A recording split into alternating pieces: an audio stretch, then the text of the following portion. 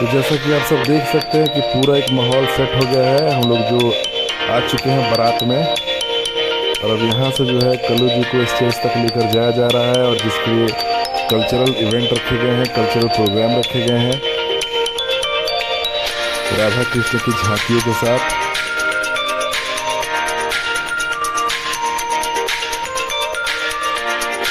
सामने तमाम मीडिया कर्मी जो कि बिल्कुल अपने कैमराज को लेकर के तैयार हैं, खड़े हैं इस शानदार लम्हे को अपने कैमरे में कैप्चर करने के लिए। और ये बहुत ही अच्छा दृश्य है, दो शंखों के साथ।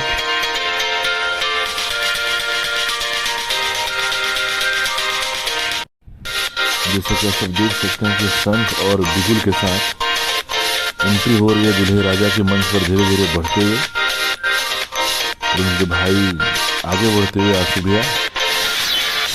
और जिस तरीके से भाई भीड़ है इस शादी में, कहीं ना कहीं बहुत ही ज़्यादा मज़ा आने वाला है, क्योंकि आगे अभी और भी लोग आने वाले हैं, ऐसा उड़ते उड़ते खबर आई है।